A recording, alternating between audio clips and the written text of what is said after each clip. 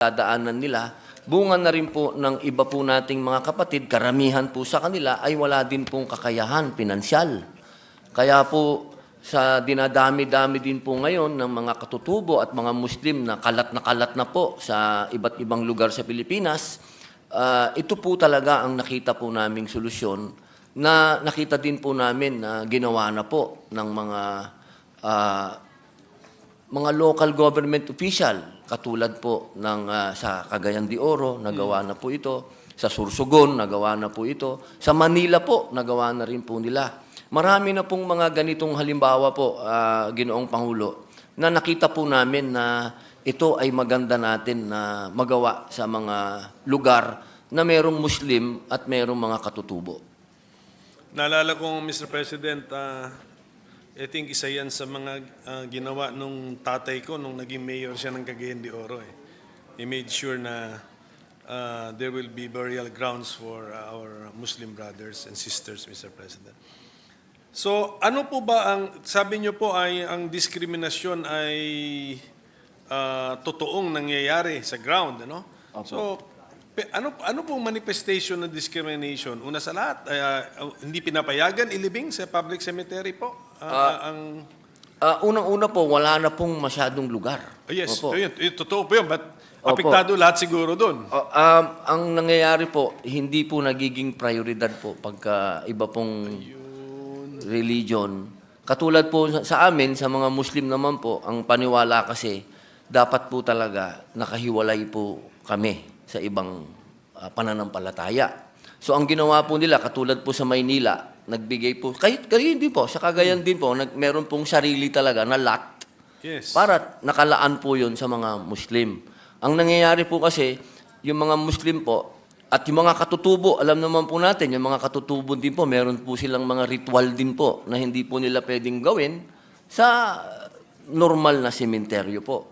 Ganun po ang nangyayari lagi. Noong araw po kasi, Ginoong Pangulo, meron pong masasabi natin na kaya pa ng ating mga kababayan na magbayad para i-transport yung kanilang namatay.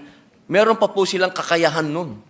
Ngayon po, masyado na pong, hindi na po talaga kaya, masyado na pong mahal talaga. Opo, at yung iba po talaga, galing na po, yung mga karamihan po sa mga Maranao po, yung mga Maranao po, alam naman po natin na very, business-minded. Ito pong mga ito, nakakalat na po sila sa iba't ibang lugar sa Pilipinas, Ginoong Pangulo. Opo, kaya pati din po sila, hindi na rin po nila din po malaman kung paano po sila makakapaglibing.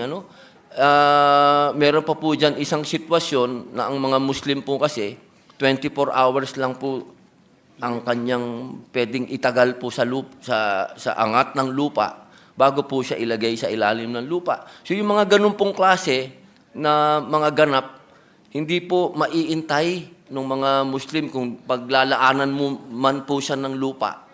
Ang tagal din po ng proseso bago po mabigyan ng lupa sa isang sementeryo. Ang haba din po ng proseso, ang dami din pong inihinging permit.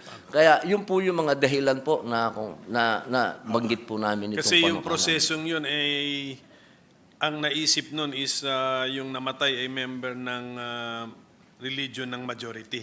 Opo. Kaya siguro wala yung time, hindi time conscious. Opo. Opo. Tama Opo. po. Tama. Salamat po sa mga feedback po ng mga real life real life experiences po. Opo. So pagdating po dun sa non-discrimination, nasa section 3 na po 'yan ng ating bill. Ngayon po, meron po akong suggestion na na improvement sa ating panukalang batas kasi yung section 4 natin, Opo. ito na yung sinasabi na natin na dapat yung public cemeteries natin ay mayroong lugar, burial ground na para sa Muslim Filipinos, meron sa mga indigenous peoples, at saka sa ibang denominations. Opo. Kasama na ba doon sa other denominations yung majority religious denomination or iba pa ito? Yung other denominations na phrase refers to minority religious beliefs. Bali po, yung pong pag sinabi po natin other denomination, kasama na po dito po yung siyempre po sa Christian faith po kasi meron pong Catholic, meron pong Christian. Sila naman po, parehas lang po yung kanilang... dito sila. Ito Opo, sila yung majority. doon po sila. Opo, opo. Sige po. Siguro pwede nating i-improve ito. Pwede nating ma-improve yung paano natin i-presenta. Opo. Kasi pag sinabi kasi natin yung other denominations, parang lumabas yun yung the smaller group. Yung pala, we are referring to the larger group. Opo, Sige po. opo. Sa pagdating na lang po ng tamang panahon, if we can improve this through amendments. Pero Opo. ang proposed amendment ko sana, Mr. President, sa Section 4, kasi Opo. ito na yung apportionment and partition of public cemeteries. Ang last sentence natin dito, Opo. the burial ground shall be divided into a partition within the public cemetery with particular dimensions and pathways for proper access thereto. So, we are trying to describe in words an idea that we have in our mind, in the author's mind, na napakita nyo na po sa akin Opo. in a drawing or in a, ano ba tawag mo doon? Plan. Opo, Ano ba floor tawag plan mo? po, opo. Floor plan. Opo. Okay. Ang aking proposal, Mr. President, if we can incorporate into the bill the floor plan. Opo. Opo. Nako, So malubog. maybe in due time, tignan natin. Opo. I am not, meron na ba kayo na-encounter na doon na may floor plan? Pwede natin na yan. Wala akong maalala na isang batas na kasama sa batas ang drawing ng floor plan. Let this be the first, Mr. President. And I don't think, Inshallah. and I don't think we are prohibited from doing that, Mr. President.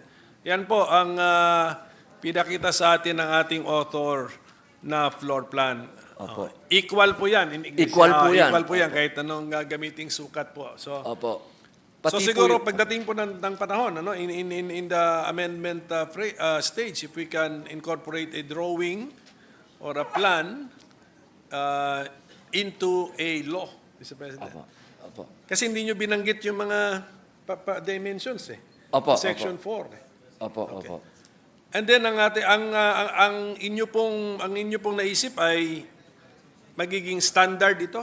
Opo, yung po saan ang ano po namin na makita po talaga ng ating mga kababayan na talagang equal po. Wala po tayong pinanigan. Ang sukat po niyan, parehas lahat. Pati po yung papasok doon po sa sementeryo, makikita nyo po, lahat po sila may access. Lahat po sila, equal po lahat yan na Ginoong Pangulo. Sige, but the dream, yun na nga, ang ating pangarap o plano, kung gagawin na yung public cemetery in accordance with this law, ay standard ang mga